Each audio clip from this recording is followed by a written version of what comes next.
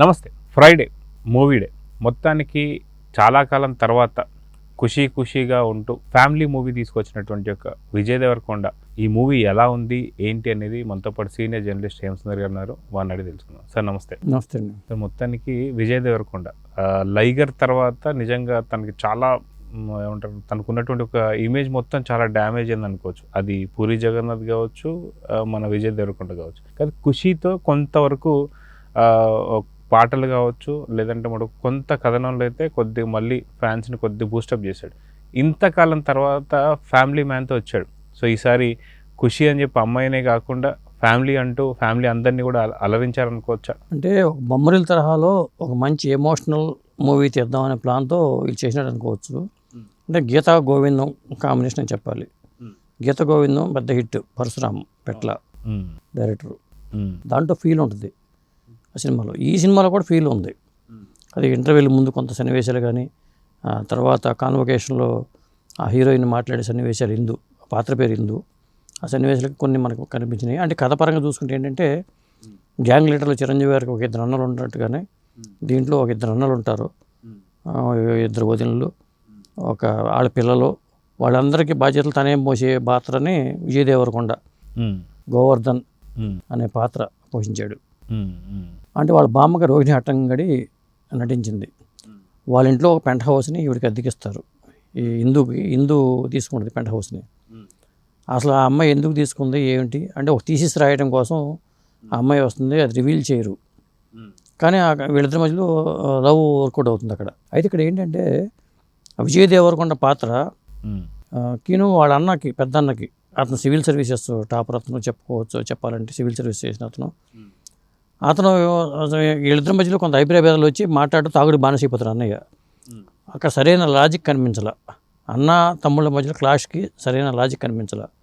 ఒక పెద్ద ఫ్యామిలీ, దాని బాధ్యతలు, పొదుపు ఇవన్నీ చెప్పుకుంటూ వచ్చాడు అనేది కొంత ఎస్టాబ్లిష్. ఫస్ట్ హాఫ్ వరకు పర్లేదు అనిపించింది సినిమా.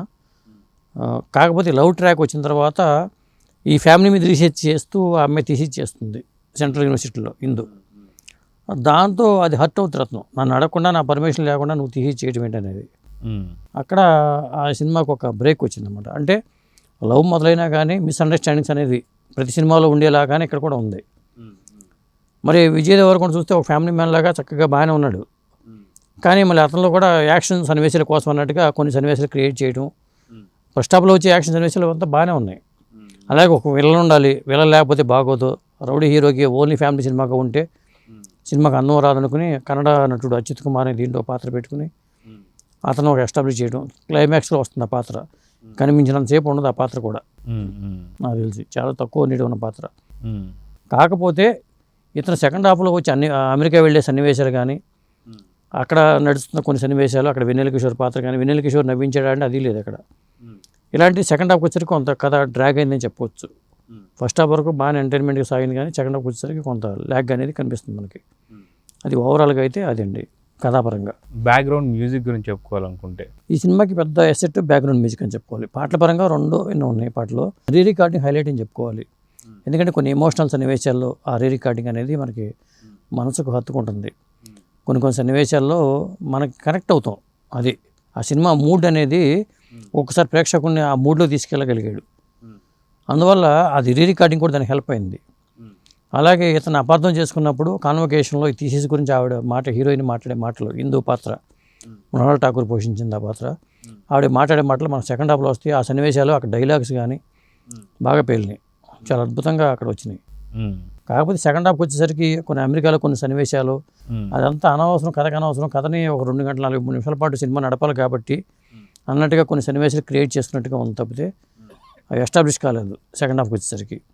అందువల్ల ఒక సినిమా గ్రాఫ్ ఇలా పెరిగింది కానీ తర్వాత ఇట్లా డౌన్ అయిపోయింది. అలాగే తర్వాత హీరో మిస్అండర్స్టాండింగ్స్ పోయి వీళ్ళు కలిపే సన్నివేశాలు కూడా కొన్ని సన్నివేశాల్లో ఆర్టిఫిషియల్గా ఉన్నాయి ఇవి. అది కేవలం సినిమాని ఫైట్స్ కోసమో లేకపోతే ఇంకోసం పెట్టినట్టుగానో అనిపించింది, కానీ ఒక లవ్ ఫీల్ని డిస్టర్బ్ చేసినాయి కొన్ని. కాకపోతే గోవర్ధన్ పాత్ర అతను అద్భుతంగా పోషించాడు విజయ్ దేవరకొండ. అదేంటంటే మంచి నటుడని, తనలో మంచి నటుడు ఉన్నాడని నిరూపించుకోగలిగాడు. కొన్ని డ్యాన్స్ మూమెంట్స్ పరంగా కానీ, ఒక టైప్ ఆఫ్ డ్యాన్స్ అతను చాలా, అది ఆ డ్యాన్స్ మూమెంట్స్ అయితే చాలా బాగున్నాయి. అలాగే డిగ్నిఫైడ్గా మృణాల్ ఠాకూర్ పాత్ర చాలా డిగ్నిఫైడ్గా ఉంది. అలాగే బామ్మ పాత్ర వేసిన రోహిణి హట్టంగడి, ఆవిడ మంచి ఆర్టిస్ట్, అందరికీ తెలిసిందే కాబట్టి ఆ పాత్ర కూడా హైలైట్గా అని చెప్పుకోవచ్చు. వెన్నెల కిషోర్ పాత్ర నవ్వించాలి కాబట్టి అది నవ్వించడం కోసం పెట్టే సన్నివేశాలు కూడా పేలవంగా అనిపించినాయి, కానీ అంత పసలేని పాత్రగా మిగిలిపోయింది అది. అలాగే ఒక కీలకమైన పాత్రను జగపతి బాబు పోషించాడు, ఆ పాత్ర కూడా చాలా బాగుంది. సో ఓవరాల్గా సినిమాకి సంబంధించి చూస్తే ప్లస్ ఏంటి, మైనస్ ఏంటి? ఇందులో ప్లస్ పాయింట్స్ ఏంటంటే నెరేషన్ అండి. ఇంటర్వెల్ ముందు వచ్చే ఒక 20 minutes 30 minutes నెరేషన్ అనేది మనల్ని ఒక లోకంలో తీసుకెళ్ళేట్టుగా నడిపాడు. అది ఆ తర్వాత లాజిక్ లేని సన్నివేశాలు కొంత ఆనందముల మధ్యలో క్లాష్ రావడం కానీ, ఒక ఫ్యామిలీలో ఇంత బాధ్యతగా తమ్ముడికి అంత బాధ్యత తీసుకోవడం కానీ, సడన్గా మళ్ళీ వెళ్ళిపోయి తను ఒకసారి డబ్బు ఉన్నవాడు అయిపోవాలనే ఉద్దేశంతో జగద్బాబు దగ్గరికి వెళ్ళిపోయి నాకు ఉద్యోగం ఇవ్వండి, మీరు ఆఫర్ ఇచ్చారు కదా నేను చేస్తాను, నాకు 2 సంవత్సరాలు అడ్వాన్స్ కావాలి అని చెప్పి అడగడం కానీ, ఇవన్నీ కొంత లాజిక్లెస్ సన్నివేశాలుగా మనకు అనిపిస్తాయి. అవన్నీ ఒక మైనస్ అని చెప్పుకోవాలి. అలాగే కొన్ని సన్నివేశాలు డైలాగ్స్ పేలిని, క్లైమాక్స్లో వచ్చే డైలాగ్స్ కానీ ఆ ఎమోషనల్ కనెక్షన్ అనేది ప్రేక్షకుడు కొంత ఫీల్ అవుతాడు. అంటే యూత్కి ఎంతవరకు కనెక్ట్ అవుతుంది ఈ సబ్జెక్టు అనే సినిమా మొత్తం చూసుకుంటేనేమో కొన్ని సన్నివేశాల్లో మూడ్ బాగా ఇది నెరేషన్ బాగా చేసాడు అతను. ఫస్ట్ హాఫ్లో మనకి ఇంటర్వెల్ ముందు ఒక 20 నిమిషాలు 30 minutes అనుకున్నాం కాబట్టి ఒక 20-30 minutes అది బాగా నెరేషన్ బాగా కుదిరింది. అలాగే సెకండ్ హాఫ్లో అమెరికా సన్నివేశాలు కొంత అయిపోయిన తర్వాత మళ్ళీ కథ మళ్ళీ గ్రాఫ్ పెరిగింది. అక్కడ జగద్బాబుకిను అసలు మనస్పర్ధలు ఎందుకు వచ్చినాయి, అసలు హిందూ చేసిన తప్పేంటని జగద్బాబు ఎక్స్ప్లెయిన్ చేసే సన్నివేశం కానీ, అక్కడ కాన్వకేషన్లో హిందూ మాట్లాడిన మాటలు కానీ, ఆ ఎమోషన్ అనేది బాగా క్యారీ చేయగలిగాడు డైరెక్టర్. అంటే డైరెక్టర్ పరంగా చూసుకుంటే అతను మంచి డైరెక్టర్ అనేది గీత గోవిందంలో మనం ఎలాంటి ఫీల్ అయితే పొందామో అలాంటి ఫీల్ ఈ సినిమాలో కూడా కనిపించింది. కాకపోతే ఏంటంటే ప్రేక్షకుడికి కొంత ఒక్కొక్కసారి ఆ ల్యాగ్ అనేది ఒక్కొక్కసారి బోర్ కనిపిస్తూ ఉంటుంది. ఇక్కడ ఎందుకు ఇలా తప్పు చేశాడు, ఈ అమెరికాలో ఇంత అవసరమా అనే ప్రశ్నలు తలెత్తేలాగా సెకండ్ హాఫ్ వచ్చేసరికి అనిపిస్తుంది మనకి. అందువల్ల అనుకున్న రేంజ్కి ఈ సినిమా రాదేమోననే ఒక ఫీల్ అయితే కలిగింది. ఒక ఎడిటింగ్ మార్తాండ కే వెంకటేష్ ఎడిటింగ్ కూడా బాగుంది, ఎందుకంటే ఆ ఫీల్ని క్యారీ చేయడంలో ఎడిటర్ పాత్ర కూడా చాలా ఉంటుంది. అక్కడ మార్తాండ కే వెంకటేష్ కత్తిరిగా చక్కగా బాగా పనిచెప్పాడు, అందుకని ఆ సన్నివేశాలు కూడా బాగా పండినాయి, ఆ ఎమోషనల్ సన్నివేశాలు కొన్ని బాగా పండినాయి. అలాగే ఆ అమ్మాయి హావభావాలు కూడా బాగా పలికించింది.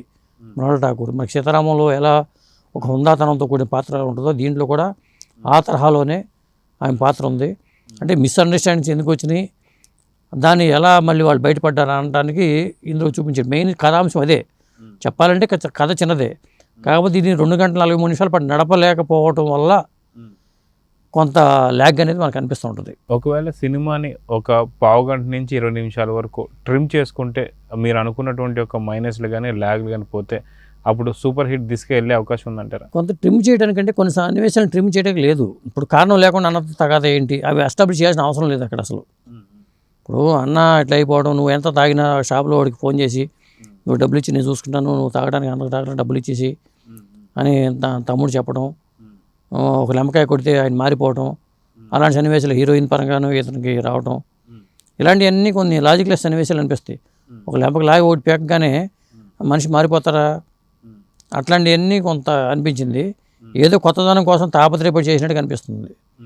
అలా కాకుండా ఒక ఇంటర్వ్యూల ముందు అతను ఉద్యోగం సంపాదించుకోవటం కానీ, అతను ఉద్యోగరీత్యా అమెరికా వెళ్ళటం కానీ, అక్కడ ప్రాజెక్ట్ టేకప్ చేసుకుని అక్కడ మంచి మార్కులు కొట్టేయడం కానీ, ఇవన్నీ కొంత బాగానే ఉంది. కాకపోతే ట్రిమ్ చేయడానికి ఎక్కడ తగ్గిస్తారనుకుంటే సెకండ్ హాఫ్లో తగ్గిస్తే అమెరికా సన్నివేశాల్లోనో ఎక్కడో తగ్గించాలి, లేదా ఇంకో 2 పాటలు పెట్టుంటే ఈ సినిమాకి బాగుండేది. పాటలు కూడా 2 పాటలు అనుకున్నాం కాబట్టి ఇంకో 2 పాటలు పెట్టుంటే, అలాగే యాక్షన్ సన్నివేశాల పరంగా కూడా ఒక బీభత్సమైన యాక్షన్ చూపించాలి, విజయ్ దేవరకొండ యాక్షన్ లేకపోతే ప్రేక్షకులు ఆదరించరు అనే ఫీల్తోనే యాక్షన్ సన్నివేశాలు పెట్టినట్టుగా ఉంది, అది కూర్చున్నట్టుగా ఉంది, అతికిచ్చినట్టుగా ఉంది. అది అయితే మొత్తానికి మీరు అంటున్నటువంటి ఒక 2 పాటలు కూడా ఎలా అనిపించాయి? పాటలు అయితే చాలా బాగున్నాయి, అద్భుతంగా ఉన్నాయి. ఎందుకంటే 2 పాటలు కానీ ముఖ్యంగా నాకు బాగా నచ్చింది విజయ్ దేవరకొండ డ్యాన్స్ మూమెంట్స్ అనేవి అతను చాలా బాగా నచ్చినాయి. ఫస్ట్ స్టార్టింగ్లోనే వచ్చే సన్నివేశాలు కానీ ఆ డ్యాన్స్ మూమెంట్స్ చాలా బాగున్నాయి. అలాగే ఇక్కడ చెప్పాలంటే డైలాగ్స్ కూడా కొన్ని సన్నివేశాల డైలాగ్స్ కూడా బాగా పేలినాయి. ఆ కొన్ని ఎమోషనల్ సన్నివేశాలని మాత్రం వ్యక్తిగతించడంలో పరశురామ్ కూడా అక్కడ సక్సెస్ అయ్యాడు. కాకపోతే ఒక చిన్న లైన్ పట్టుకుని ఒక 2 గంటల 40 నిమిషాల పాటు కథని నడపడం అనేది కష్టమైపోయిన తర్వాత ఏ ఫీలింగ్ ఉంటుందో అదే ఫీలింగ్ వల్ల సినిమా కొంత ఇబ్బంది కలిగించింది. కానీ అదే సినిమానే ఒక 2 గంటల్లోనో 2 గంటల 20 నిమిషాల్లో చెప్పుంటే ఈ ఫీల్ అయితే వచ్చేది కాదు. ఓకే. అది సో మొత్తానికి చూసుకుంటే విజయ్ దేవరకొండకి మొన్న ఖుషి తర్వాత మళ్ళీ ఈ సినిమా చాలా లాంగ్, అది కాక ఇప్పటి నుంచి మళ్ళీ నెక్స్ట్ కల్కి రిలీజ్ అయ్యేదాకా కూడా ఎటువంటి పెద్ద మూవీస్ లేవు. సో ఈ గ్యాప్ ఉంది కాబట్టి ఈ గ్యాప్ని ఫిలప్ చేసుకొని సూపర్ హిట్ తీసుకెళ్లే అవకాశం ఉంటుంది అంటారా ఈ సినిమాకి? చెప్పలేమండి. సూపర్ హిట్ దిశగా వెళ్తుందని అయితే గ్యారంటీగా చెప్పలేము ఈ సినిమాని, ఎందుకంటే అవకాశం కనిపించట్లా. ఇది కేవలం జనాల మెంటాలిటీ ఎలా ఉందంటే ఈ సినిమాని మనం థియేటర్కి వెళ్ళి చూడాలా, ఓటీటీలో 4 రోజులు వచ్చేస్తుంది కదా అనే ఫీలింగ్తో ఉంటారు. అందువల్ల ఈ సినిమా ఆ రేంజ్కి వెళ్ళలేదేమో అని నేను అనుకుంటున్నాను. చూడాలి, ఈ రేపు ఎల్లుండి కలెక్షన్స్ చూస్తే ఆ రేంజ్కి వెళ్తుందా లేదా తెలియాలి. మొత్తానికి ఈ సినిమా ఫ్యామిలీ మ్యాన్ కాబట్టి పూర్తి ఫ్యామిలీతో వెళ్ళే సినిమా కింద చెప్పుకోవచ్చు అంటారు? ఖచ్చితంగా ఫ్యామిలీతో అయితే సినిమా చూడొచ్చు. ఎందుకంటే థియేటర్లో మంచి సినిమా చూడాలనుకుంటే మాత్రం, ఒక ఫ్యామిలీ డ్రామాని చూడాలనుకుంటే మళ్ళీ మనకి ఆ అనుబంధాలు ఆత్మీయతలు ఎలా ఉంటాయి అనేది చక్కగా చూపించాడు. అన్నా వదిలిన మధ్యలో అభిరామి పాత్ర కానీ, వాసుకి పవన్ కళ్యాణ్తో చేసిన పాత్ర, ఆ అమ్మాయి నటించింది ఒక వదినగా, అభినయ ఒక వదినగా చేసింది. ఇట్లా ఆ పాత్రలు కానీ ఆ పిల్లలు కానీ చూస్తే ఆ ఫ్యామిలీ అట్మాస్ఫియర్ చూస్తే మనకు చాలా ఆహ్లాదకరంగా అనిపిస్తూ ఉంటుంది. అది. సో ఓవరాల్గా ఈ సినిమా గురించి చెప్పాలంటే ఒక లైన్లో ఏం చెప్తారు? ఒక లైన్లో చెప్పాలంటేనండి, ఇది ఒక విధంగా చెప్పాలంటే ఇంత సాహసం చేయడం అనవసరం అనిపించింది. థియేటర్లుగా చేయాల్సినప్పుడు ఇంకా కొద్దిగా జాగ్రత్తలు తీసుకుని ఉంటే ఒక మంచి సినిమా అని కొంతలో మిస్ అయ్యాడు అనిపించింది నాకు పరశురామ్. మంచి సినిమా అయ్యేది, ఇంకా కాస్త జాగ్రత్తలు తీసుకుంటే సినిమా చేస్తుంటే మంచి సినిమా అయ్యేది. కానీ ఆ రేంజ్కి వెళ్ళలేకపోయాడు. కాబట్టి ఫ్యామిలీ స్టార్ అనకూడదు, ఫ్యామిలీ మ్యాన్ అనే చెప్పాలి దీన్ని. ఓకే. సో మొత్తానికి మీరు ఇచ్చే రేటింగ్ ఏంటి? మళ్ళీ ఇక్కడ స్టార్స్ టైటిల్లోనే ఒక స్టార్ ఉంది కాబట్టి మనకు స్టార్స్ ఇవ్వాలన్నా దీనికి ఒక ఇబ్బంది. ఎక్కువ స్టార్లు అయితే ఇవ్వలేము ఈ ఫ్యామిలీ స్టార్కి. ఒక 2.5 రేటింగ్ ఇస్తా 5కి నేను. 5కి 2.5. ఓకే. సో చూద్దాం సార్, మొత్తానికి వీకెండ్ కాబట్టి కలెక్షన్స్ అనేది ఎలా ఉంటుందో 1-2 డేస్ చూస్తే కానీ అర్థం కాదు. సో ఇది యావరేజ్ నుండి హిట్ దిశగా వెళ్తుందా లేదనేది మాత్రం ఖచ్చితంగా మండేకి తేలుతుందని చెప్పుకోవాలి. చూద్దాం. Thank you.